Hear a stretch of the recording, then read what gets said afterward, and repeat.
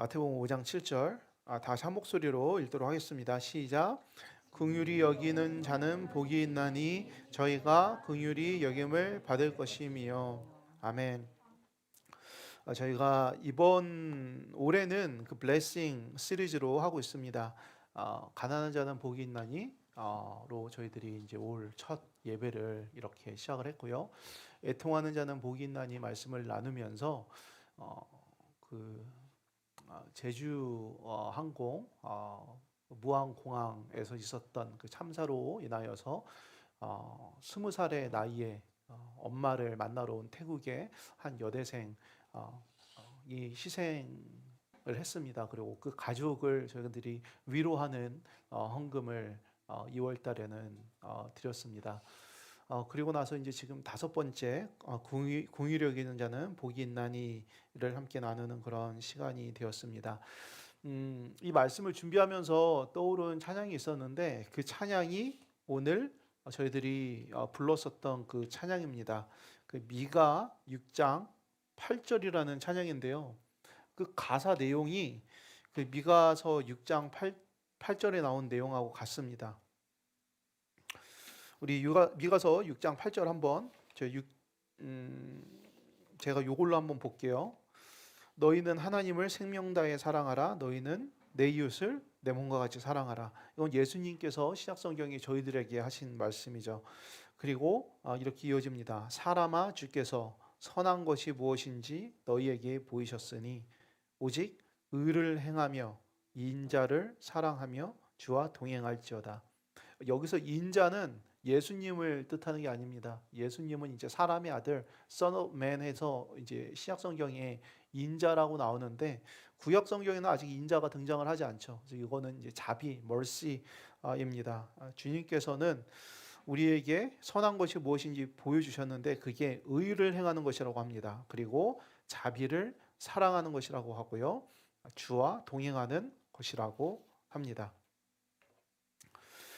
미가서가 쓰여졌을 그 미가 선지자가 그 BC 8세기경에 이렇게 활동을 하던 선지자였는데 당시에는 그 아수르의 압제 가운데 이스라엘이 굉장히 어렵고 힘든 상황을 지나고 있었을 때였습니다. 근데 이들이 단지 힘들고 어려운 것뿐만이 아니라 그 아수르로 인한 그런 어려움이 외부로 인한 어려움이 있는 것뿐만 아니라 내부적으로도 분열이 되고 서로가 서로를 힘들게 하는 그런 일들이 많았습니다. 한국도 그렇지 않습니까? 일본에게 우리가 압제를 당하고 어려운 일이 있을 때 일본 사람들 더 미웠었던 사람이 한국 사람들이었어요. 같은 동포인데 같은 민족인데 친일파라고 하죠. 오히려 같은 동족을 더 힘들게 하고 억압하고 무시하고 고통 가운데로 이끄는 이제 그런 사람들 때문에 국민들이 더 힘들었습니다. 그것처럼 이스라엘도 그러한 상황 가운데 큰 어려움을 겪고 있었다고 합니다. 그래서 미가 선지자가 그 내용을 보면은 회개하라는 내용을 계속 말을 합니다. 회개하십시오. 정부 관계자들 그래서는 안 됩니다. 회개하셔야 됩니다. 돈이 있는 부자들 회개해야 됩니다. 당신들 그렇게 소장농들 농지를 빼앗고 힘들게 하면 안 됩니다. 이제 그런 내용들을 계속 얘기를 합니다. 이제 그러다가 이제 미가서 거의 7장이 마지막인데요. 6장에 이제 이 내용이 나오는 것입니다. 이렇게 시작이 됩니다. 6장 6절을 읽어보면 내가 무엇을 가지고 여호와 앞에 나아가며 높으신 하나님께 경배할까? 내가 번제물 1년 된 송아지를 가지고 그 앞에 나아갈까? 천천의 수양이나 만만의 강수 같은 기름을 기뻐하실까? 내 허물을 위하여 내 맏아들을 내 영혼의 죄를 인하여 내 몸에 열매를 드릴까?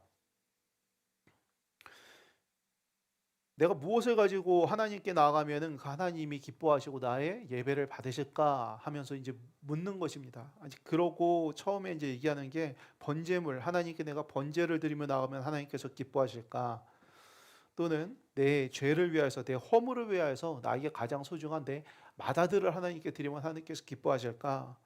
또는 내 영혼의 죄를 인하여 내 몸을 내가 열매로 드리면 하나님께서 기뻐하실까? 이런 질문을 던지는 거예요. 그리고 나서 답을 합니다. 사람아 주께서 선한 것이 무엇인지 내게 보이셨으니 여호와께서 내게 구하시는 것은 오직 공의를 행하며 자비를 사랑하며 겸손히 내 하나님과 동행하는 것이 아니냐. 이 말씀이 사실은 성경에서 말하는 핵심 가치를 너무나도 잘 얘기를 하고 있습니다.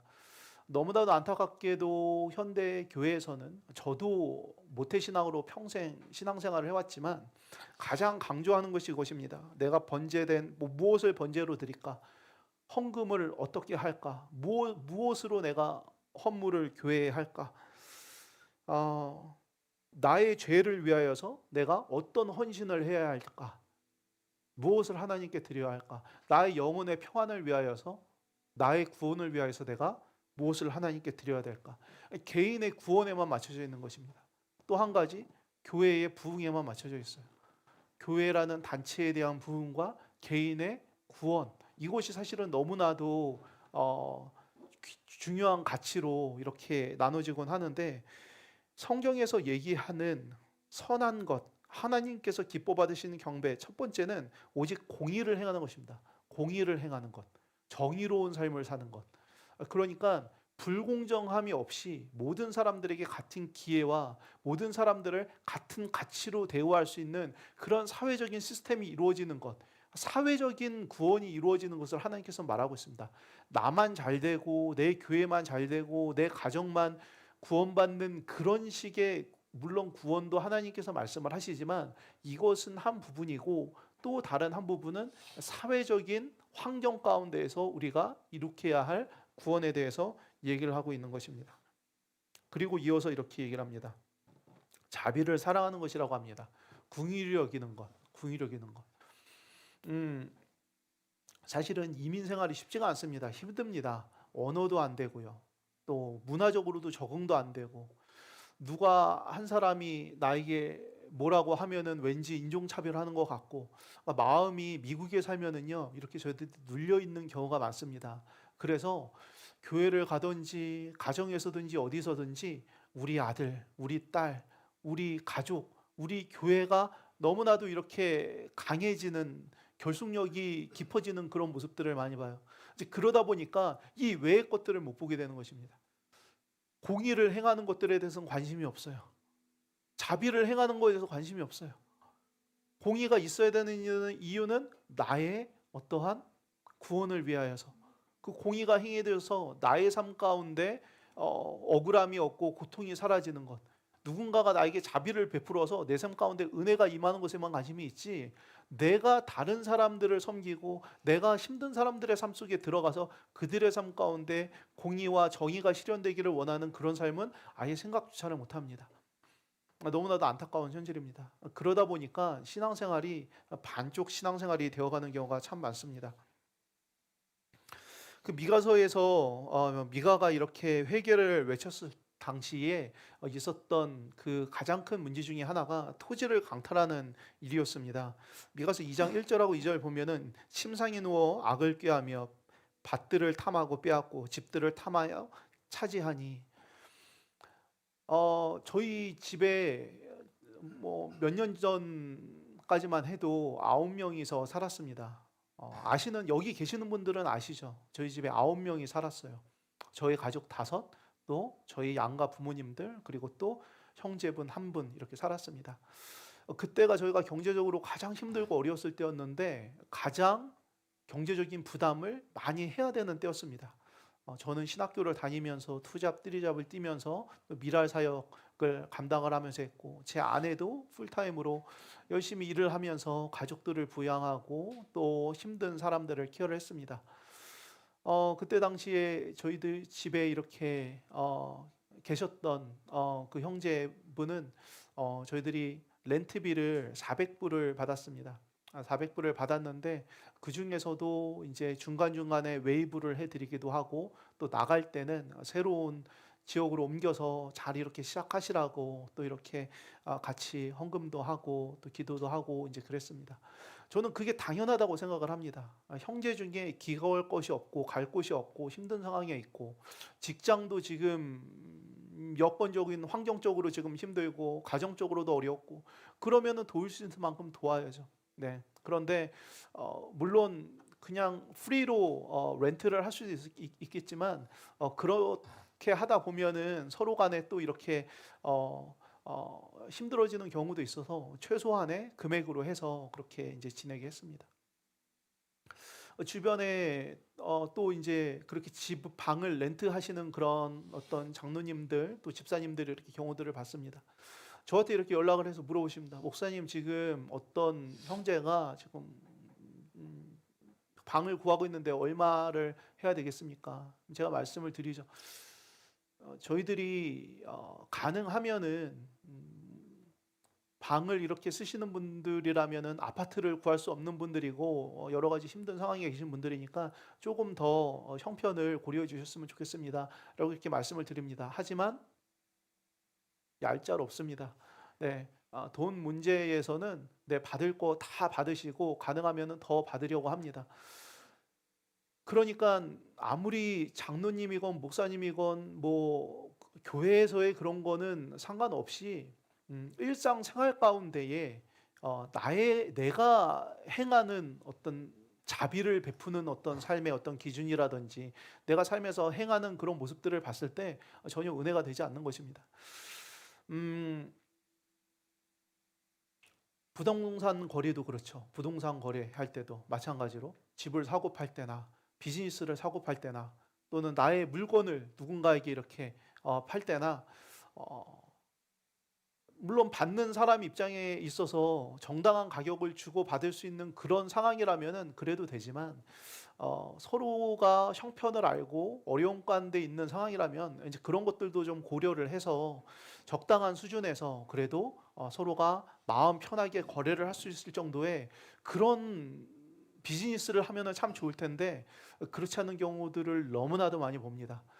아무리 하나님에게 천천의 순양을 드리고 뭐 만만의 어떤 번제물을 드려도 내 실생활 가운데서 내가 사람들과의 관계를 하는 데서 나의 것만 내가 더 채우려고 하고 나만 더 부하려고 하고 나만 더 하나님께 은혜를 받았다고 얘기를 하는 그런 상황을 만들면은 이러면은 세상에서 그것을 공의롭다고 얘기하지 않습니다. 어떻게 보면은 가진 자, 힘이 있는 자, 기득권자들이 횡포를 부린다고 그렇게 느낍니다. 설사 그것이 횡포가 아니더라고 하더라도요. 예. 설사 그것이 서로 간의 합의 가운데 이루어진 거래라고 하더라도 실제 가진 자들이 그것을 레오놈에 있어서 너무 욕심을 부리고 탐심을 부리면은 그것이 세상 사람들로 하여금 좋지 않게 여겨집니다. 어, 토지를 강탈하는 일들, 정의를 왜곡하는 일들, 많이 보죠. 정의를 왜곡하는 일들.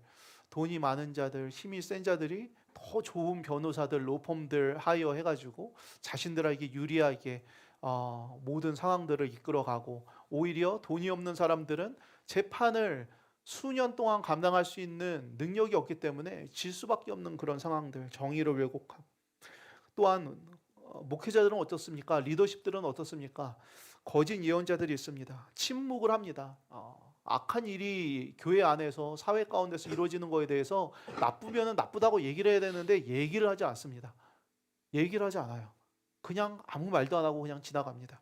그리고 또는 조작을 해서 오히려 자기에게 유리하게 만들어서 다른 사람을 모함하고 어려운 그런 상황 가운데로 이끄는 그런 일들이 있기도 합니다. 이런 일들이 저희들 실제 지금 우리가 살고 있는 미국에서 우리가 경험을 하고 있는 일입니다. 미국이 어떤 나라죠? 미국이 어떤 나라예요, 해나? 전 세계에서 제일 힘이 센 나라 중에 하나예요? 가장 약한 나라 중에 하나예요? 자, 맞췄습니다. 우리 박수 한번. 라이브 예배 지금 2번 참석해서 지금 정답을 맞춰버렸습니다. 놀라운 일입니다. 뭐 가장 센 나라 중에 하나가 아니라 그냥 탑 넘버 원입니다. 그냥 뭐 군사적으로, 경제적으로, 뭐 문화적으로 모든 면에 있어서 미국을 이길 수 있는 나라가 없습니다. 그렇죠? 자원도 빵빵하고. 그런데 이제 미국에서 지금 어떤 일들을 행하고 있습니까? 유학생 및 외국인들에 대한 비자 정책을 강화하고 있습니다. 학생 비자 인터뷰는 중단을 했고요. 얼마 전에 하버드 대학교에는 외국인 학생들에 대한 정보를 제공하지 않는다고 학교에 대한 모든 지원을 끊는다고 그렇게까지 얘기를 했습니다. 미국에서 공부하고 싶은 학생들은 소셜미디어 심사를 받게 된다고 합니다. 평소에 어떤 생각을 갖고 있는지, 미국에 적대적인지 우호적인지, 뭐 팔레스타인 정책 등에 대해서 어떻게 생각을 하고, 트럼프 대통령에 대해서 어떻게 생각을 하는지, 뭐 이런 것들을 뭐 보는 것이죠. 그리고 나서 비자를 취소하거나 추방하는 그런 시도들이 이루어지고 있습니다. 외국인들도 등록을 시킵니다. 뭐 여러 가지 좋은 얘기로 해서 등록을 하라고, 그러면은 좋은 일이 있을 거라고 얘기를 하는데, 실제로는 얼마나 많은 외국인들이 미국에서 합법적으로 이렇게 등록이 되어 있고 또 살고 있는지, 그런 것들을 이제 확인하기 위함입니다. 난민들은 더 이상은 미국으로 들어올 수 없습니다. 난민 프로그램들을 일시적으로 중단했기 때문입니다. 언젠가는 다시 연장이 되겠죠. 뭐 4년 후에는 트럼프 대통령이 다시 대통령이 당선이 되진 않을 테니까 그때 가서 어떻게 이게 다시 시작이 될지는 모르겠습니다.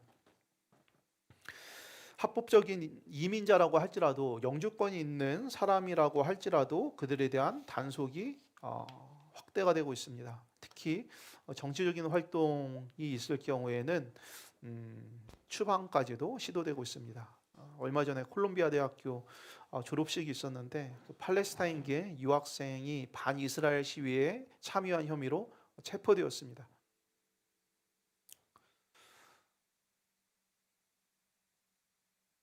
미국이라는 나라에서 지금 미국 안에 살고 있는, 합법적으로 살고 있는 영주권자, 그리고 불법적으로 살고 있는 불법 이민자들은 뭐 말할 것도 없고요. 유학생들까지도 모두 지금 굉장히 감시를 강화하고, 그리고 이들이 이곳에서 점점 살기 힘들도록 그런 정책들을 바꿔 나가고 있습니다. 누구를 위한 정책이 변하죠? 누구를 위한 것입니까? 미국민들을 위한 것이라고 합니다. 네, 저는 미국 시민권자입니다. 저를 위한 것이라고 하는데, 저는 저를 위한다고 느껴지지는 않고요.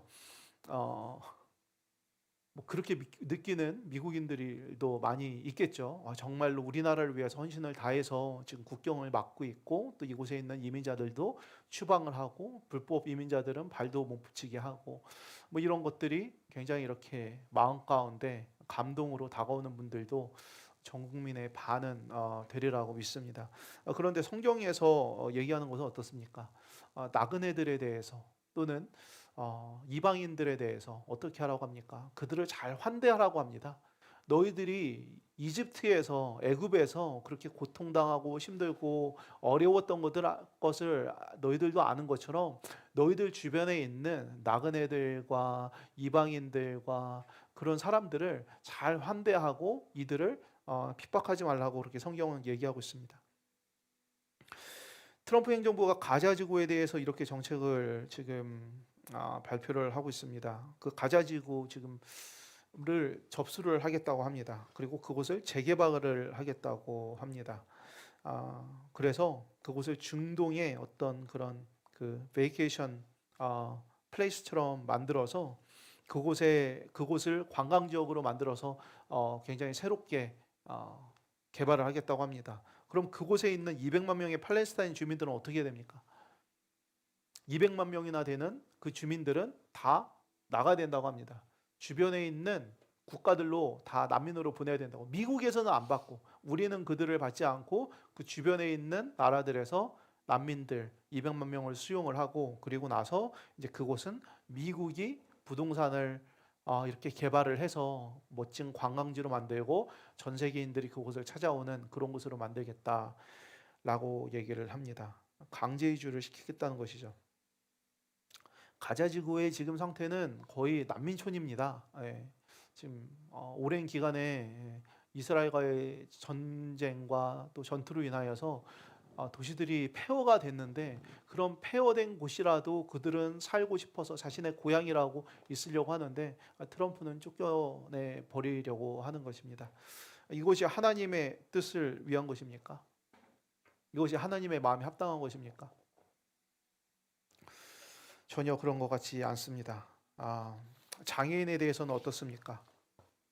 장애인의 권리와 보호를 트럼프는 약화하는 그런 현재 정권은 일들을 하고 있습니다. 다양성, 형평성, 포용성, 접근성 프로그램을 폐지하고 있습니다. 그리고 장애인 권리보호기관을 해체를 시킵니다. 뭐 장애인 기관뿐만이 아니라 그냥 다른 기관들도 비효율적인 기관이라고 하다면은 다 해체를 시키고 있습니다.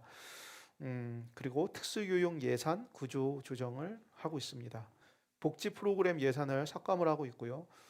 식량 지원 프로그램과 또 의료 지원 프로그램, 메디케이드 예산도 삭감을 해서 노스캐롤라이나에는 아직까지 그게 피부적으로 이렇게 느껴지지는 않는데 다른 주에서는 지금 메디케이드 예산 삭감이라든지 그런 부분으로 인하여서 굉장히 곤란을 겪고 있는 장애인 가정들이 있습니다. 누구를 위한 정책입니까? 정부에서는 이것이 미국에 의한 미국의 정책이라고 얘기를 합니다.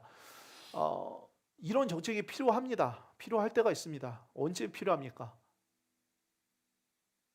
우리를 위한, 우리의 온전히 우리만을 향한 그런 정책이 언제 필요합니까?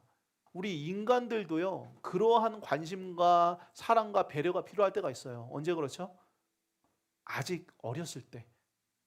아기가 어렸을 때는요, 계속 엄마의 사랑과 관심과 아빠의 케어를 필요로 합니다. 한시도 눈을 떼고 있으면 안 됩니다. 모든 물질과 에너지와 정서적인 교감과 시간과 에너지가 이 아이에게 들어가야 됩니다. 왜? 아직 어리니까요. 아직 연약하니까요. 그런 사랑과 배려가 필요하니까요. 하지만 이 아이가 성장함에 따라서 이 아이가 스스로 걸을 수 있도록 넘어질 수 있는 기회를 주고 또 실패할 수 있는 기회를 주고 또 이 아이가 스스로 살아갈 수 있도록 거리감을 두는 그런 것도 필요합니다. 미국이라는 나라는 지금 전 세계에서 가장 큰 나라입니다. 다른 모든 나라들이 미국을 우러러보고 미국처럼 되고 싶어 합니다. 그러면은 사실은 미국이라는 나라의 입장에서는 이제는 우리가 더 케어를 받고 우리가 우리 스스로에게 더 많은 관심과 더 많은 어떤 경제적인 유익을 얻고 그런 것에 머무르는 것이 아니라 이제 다른 주변 사람들을 돌보고 바라보고 케어하는 그런 쪽으로 나가야 되는 것입니다. 물론 그렇게 미국에서 선진적인 어떤 문화와 정책들을 주도를 해왔습니다. 그런데 지금 다시 너무나도 오랜 시간 전으로 돌아가 버린 것 같습니다. 마태복음 10장 42절에 예수님께서 이렇게 말씀하십니다. 또 누구든지 제자의 이름으로 이 작은 자 중 하나에게 냉수 한 그릇이라도 주는 자는 내가 진실로 너에게 이르노니 그 사람이 결탄코 상을 잃지 아니하리라. 작은 자 중 하나에게 냉수 한 그릇이라도 주는 자. 지금 어떻게 보면 우리의 모습은 자가 가지고 있는 냉수 한 그릇이라도 뺏어서 나의 그릇을 더 채우려고 하는 그런 모습이 아닌지 모르겠습니다. 너무나도 안타깝습니다. 저는 우리 아이들이 이런 모습을 따라가지 않기를 바랍니다. 우리 지금 미국에서 자라나고 태어난 아이들이 그래 우리가 힘이 있으니까 우리가 능력이 있으니까 우리가 그냥 하고자 하면 할 수 있으니까 다 뺏어 오지 뭐 하는 그런 삶을 살지 않기를 원합니다.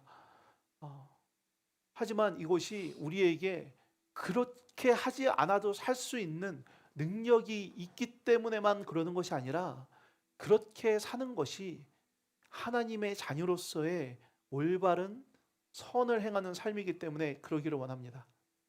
물론 우리가 그럴 수 있어서 나눠줄 수 있는 힘과 여유가 있어서 주변 사람들을 품고 일으켜 세우고 나의 것을 쉐어하고 나눌 수 있으면 그러면 가장 좋겠습니다. 하지만 설사 내가 아직 그런 형편이 되지 않는다 하더라도 내가 아직 누군가를 섬길 만한 그런 형편이 되지 않고 내 스스로도 아직 연약하고 힘들고 어려운 상황이라고 할지라도 나를 창조하시고 나와 함께 하시며 나의 모든 삶을 보고 계시며 기억하실 하나님을 믿음으로 나의 것을 주변 사람들과 나누는 그런 삶이 저희 미랄 선교단에서 시작되었으면 좋겠습니다. 10년 전에 제가 사역을 처음 시작했을 때 주변의 봉사자들에게 듣던 가장 많은 이야기가 그거였습니다. 당시에는 미랄이 생긴 지 한 8년 정도 되었을 때였는데요. 그 8년 동안을 옆에서 지켜보시던 분들이 미랄의 사역의 모습을 보면서 이렇게 저에게 말씀하셨습니다. 목사님, 미랄의 가정들은 너무나도 자신들밖에 모르는 것 같아요. 하나도 나누지를 않아요. 다들 누군가 해주기만을 바래요. 더 이상 저도 지쳐서 미라를 못 돕겠습니다. 이런 얘기를 제가 제일 많이 들었습니다. 왜 안 그러시겠습니까? 가정 가운데 육신의 질병으로 인하여서, 장애로 인하여서 어려운 사람이 있는데 어떻게 다른 사람을 도울 심적인 여유가 있겠으며 경제적인 여유가 있겠어요? 심적으로는 이해는 돼요. 그런데 이러한 평판으로, 이러한 사역으로는 우리가 멀리 가기는 쉽지 않겠구나 하고 시작한 사역이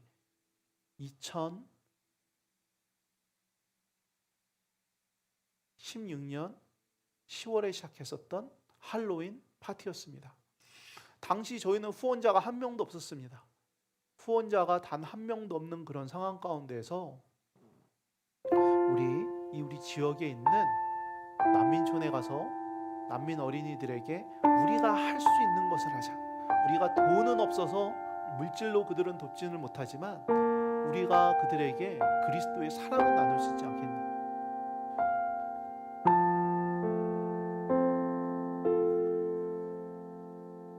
우리가 어릴 때 태권도장에서 배웠던 태권도를 그곳에 가서 어린아이에게 가르칠 수 있고, 우리가 미국에서 태어나서 아무런 어려움이 없는 영어는 가르칠 수 있지 않겠니?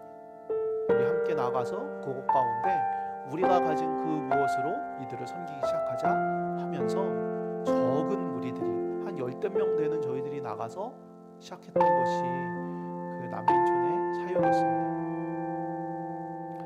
그리고 나서 이제 10년이 지난 것입니다.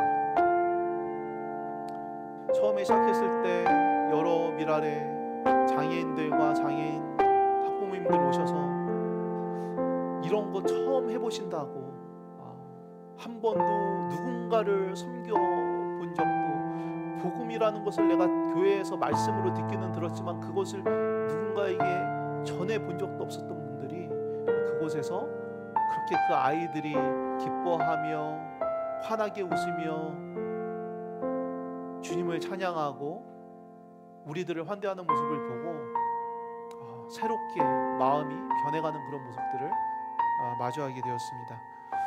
그리고 10년이 지난 것입니다. 그동안 미랄에 참 열심히 헌신적으로 잘 나오던 우리 친구가 있는데요. 성탄절날 개근상을 받기도 하고 또 영어를 배우는 데 있어서도 또 우리 아트 클래스를 하는 데 있어서도 여러 가지 많은 성장의 가능성이 보여서 저희들이 이렇게 주목하여서 봤던 그 아이의 아버지께서 올 2월 달에 백혈병으로 하던 일을 더 이상 하지 못하고 항암 치료를 받기 시작했다는 그 이야기를 들었습니다.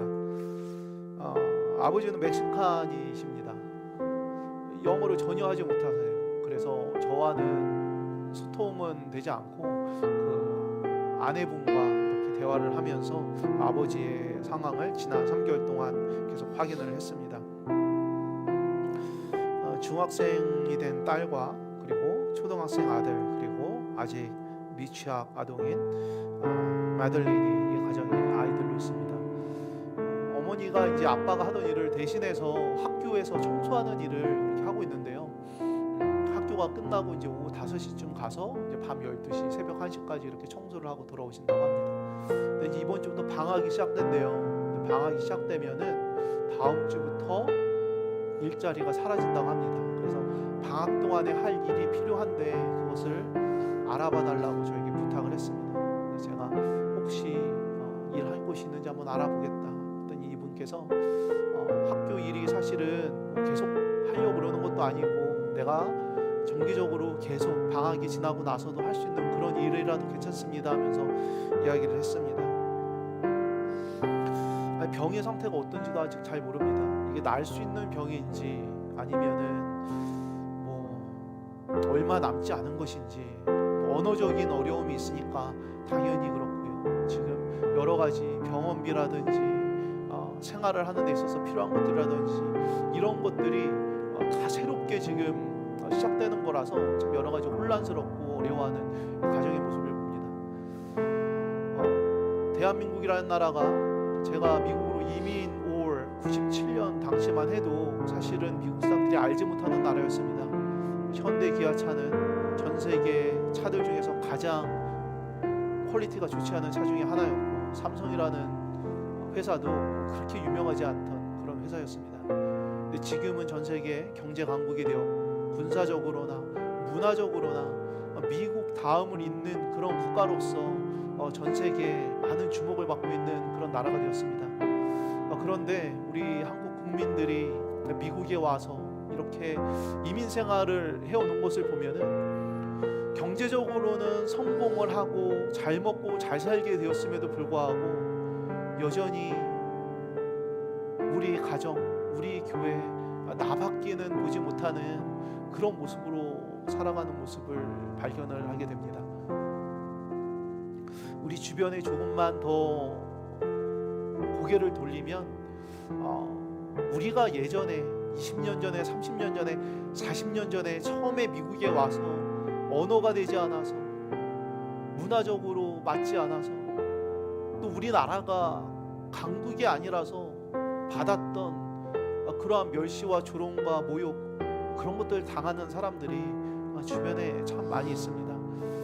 우리 루이스 형제 가족도 그 중에 한 가정인 것 같습니다. 저 난민촌의 저 아파트가 샬롯에서 제일 가난하고 싸고 위험한 지역인데, 저곳을 지금 웬만하면은 그래도 한 5, 6년 지나면은 벗어나거든요. 벗어나지 못하고 계속 저곳에서 생활하고 있는 저 가정을 위해서 함께 기도해 주셨으면 좋겠습니다. 기도해 주시고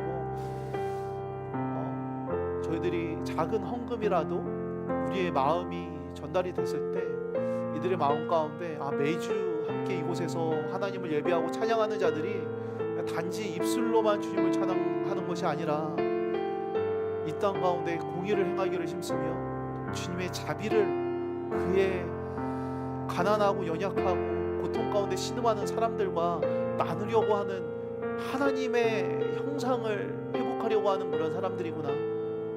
아무도 신경 쓰지 않는 이곳에, 이 가정에 하나님의 나라가 임하기를 기도하는 그런 공동체구나. 이 장애인들이 우리와 함께 하는구나. 나와는 인종이 다른 이 에이시안들이 우리와 함께 하는구나. 이 시간들 이겨나갈 수 있겠구나 하는 그런 마음이 전달되었으면 좋겠습니다. 저희들 아까 불렀던 이 찬양 한 번 더 하기를 원합니다. 이 한 번 더 하면서 하나님께 기도하시기 바랍니다. 주님, 이 가정을 저희들이 어떻게 섬길 수 있겠습니까? 우리 마음 가운데 말씀해 주시옵소서. 음성을 들려 주시옵소서. 그래서 저희들이 드리는 손길이 주님의 마음을 담은 손길 되게 하여 주시옵소서. 너희는 하나님을, 너희는 하나님을 생명 다해 사랑하라.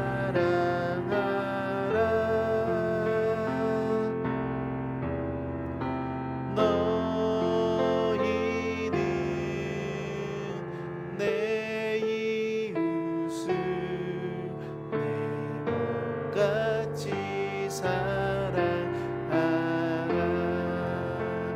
너희는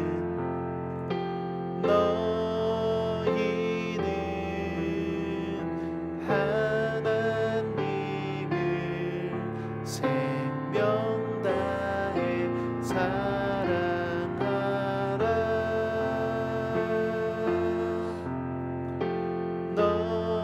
너희는 내 이웃을 내 몸같이 사랑하라.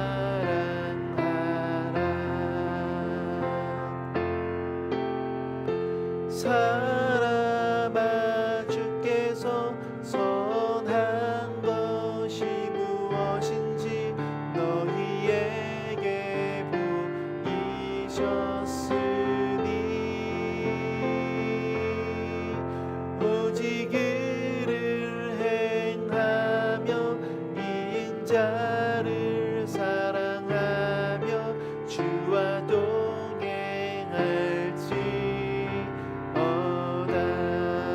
사람아 주께서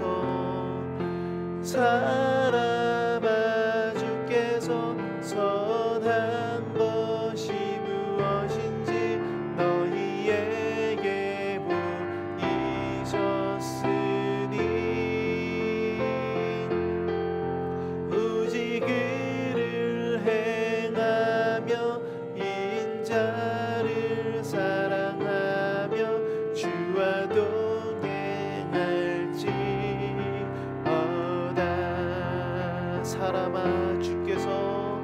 사람아 주께서 선한 것이 무엇인지 너희에게 보이셨으니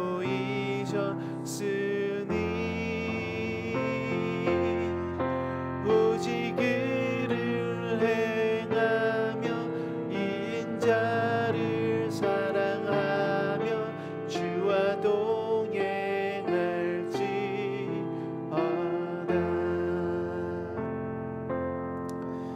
아버지, 오늘 궁일한 자에게 있는 복을 저희들이 묵상했습니다. 저희들이 마음을 드린 이 헌물이 하나님께 궁일함으로 드려지기를 원합니다. 혹시 부족한 가운데서도 힘든 가운데서도 드린 손길이 있습니까?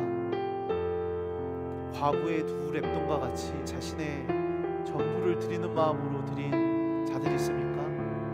주님, 그들의 삶을 궁일하게 해주시고 하늘의 상급으로 갚아주시옵소서. 하나님, 우리가 가진 능력으로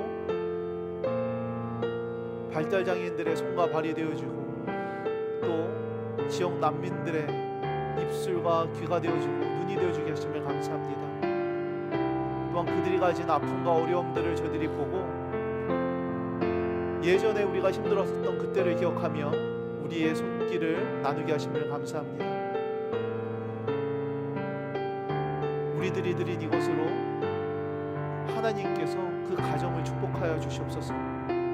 오병이어의 기적과 같이 저희들이 이 물질이 그 가정에 복이 되어 흘러넘치게 하여 주시고 또 우리 루이스 형제 육신의 질병 깨끗이 나아 강건해져서 하나님께서부터 받은 수많은 축복 가운데 또 그들의 삶이 더 많은 사람들의 삶에 강물을 내며 꽃을 피우게 하며 열매를 맺게 하는 아름다운 가정 되게 하여 주시옵소서. 그렇게 우리의 하나님 되신 주님을 기억하며 우리의 구원자 되신 예수 그리스도 이름으로 기도드립니다. 아멘.